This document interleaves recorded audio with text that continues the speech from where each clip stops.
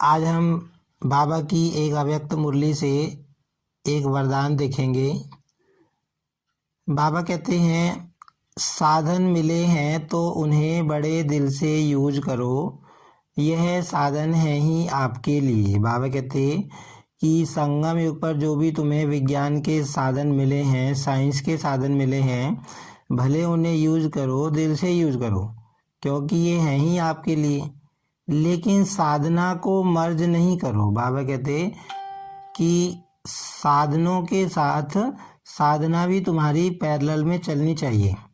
ऐसे नहीं कि साधनों की तरफ तुम्हारा अटेंशन चला जाए और साधना तुम्हारी मर्ज हो जाए। बाबा कहते पूरा बैलेंस हो। साधन बुरे नहीं हैं। बाबा कहते साधन बुरे नहीं हैं। साधन तो आपके कर्म का, योग का फल है। बाबा कहते साधन बुरे नहीं हैं। साधन इस समय जो भी आपको मिले हैं वो आपके कर्म का और योग का फल ही हैं। लेकिन साधन की प्रवृत्ति में रहते कमल पुष्प समान न्यारे और बाप के प्यारे बनो। बाबा कहते कि साधनों को तुम प्रयोग कर रहे हो तो प्रयोग करते हुए तुम्हें कैसे रहना है? कमल पुष्प के समान रहना है। कमल पुष्प के लिए क्या गायन है कि कमल पुष्प, कमल का जो फूल होता है वो कीचड़ में उगता है, लेकिन कीचड़ का उसके ऊपर बिल्कुल भी प्रभाव नहीं पड़ता। इसी तरह बाबा कहते हैं साधनों को भले तुम यूज कर रहे हो, लेकिन तुम्हें उनके प्रभाव से मुक्त रहना है, कमल पुष्प के समान न्यारे रहना है और बाबा का प्यारा बनकर रहना है। साधनों का प्रभाव बाबा कहते तुम्हारे ऊपर नहीं होना चाहिए।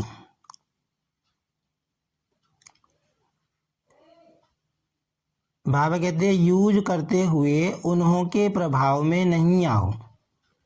बाबा कहते हैं साधनों को तुम यूज कर रहे हो, लेकिन तुम्हें उनके प्रभाव में नहीं आना है। अब ये चीज़ कैसे पता चलेगी कि हम साधनों के प्रभाव में आ रहे हैं या नहीं आ रहे हैं? हमारी साधना अफेक्ट हो रही है कि नहीं हो रही है?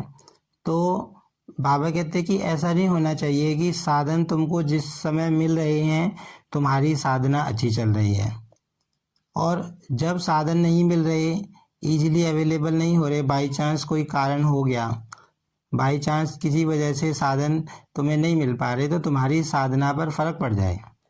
माना मेरा ज्ञान योग अगर साधन है तब भी उतना ही चल रहा है, और साधन नहीं है तब भी मेरा उतना ही चल रहा है। ऐसे नहीं कि साधन नहीं मिल रहे है तो मेरा योग नहीं है। मान लो पंखा नहीं चल रहा, गर्मी है, तो मेरा योग कम हो जाए, या और भी साधन है। माना साधन मुझे खींचे नहीं। बाबा कहते हैं अगर साधन मान लो बाई चांस हमें यूज करने के लिए ना मिले, और तो हमारे मन में कोई हलचल नहीं होनी चाहिए। हमारा मन, हमारी बुद्धि उसकी तरफ खींचनी नहीं चाहिए कि मिला नहीं मिला नहीं। बाबा कहते हैं कि योगी क्या होता है? योगी हर कंडीशन में सेम रहता है, मिले तो ठीक, ना मिले तो ठीक। और अगर साधन नहीं मिल रहे और मेरा मन हलचल में आ रहा है और मेरा मन उसी की तरफ खिंचा जा रहा है कि क्यों नहीं मिला, तो बाबा कहते हैं इसका मतलब क्या है कि हम उससे अटैच्ड हो गए हैं, हम उस साधन से डिटैच्ड नहीं हैं। और अगर साधन से डिटैच नहीं है तो हम लगाने बैठेंगे योग, लेकिन वो साधन ही हमको खींचेगा, वही हमारी बुद्धि में चलेगा।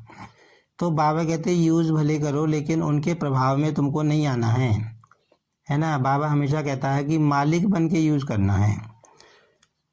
साधनों में बेहद की वैराग्य वृत्ति मर्ज न हो। बाबा हमेशा कहते हैं कि तुम्हें बेहद का वैरागी बनना है, सब चीज़ों से बुद्धि निकाल देनी है, सिर्फ बाबा में तुम्हें अपनी बुद्धि लगानी है। कोई भी चीज़, कोई वस्तु तुम्हें खींचे नहीं इस पुरानी दुनिया की। तो बाबा कहते हैं जो तुम्हारी बेहद की वैराग्य वृत्ति है वो मर्ज नहीं होनी चाहिए, हर चीज़ से तुम्हारा वैराग्य रहना चाहिए। पहले स्वयं में इसे इमर्ज करो, फिर विश्व में वायुमंडल फैलाओ।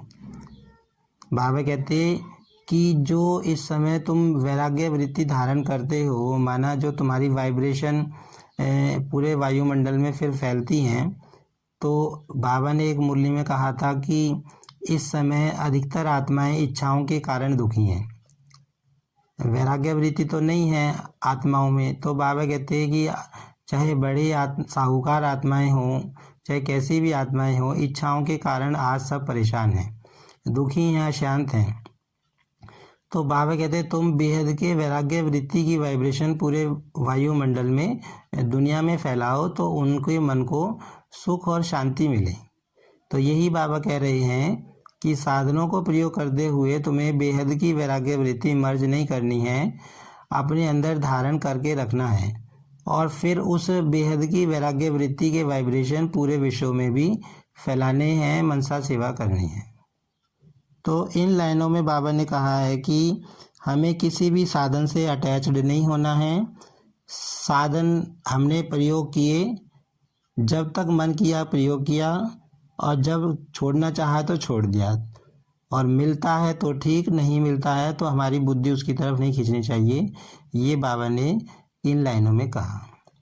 अच्छा, ओम शांति।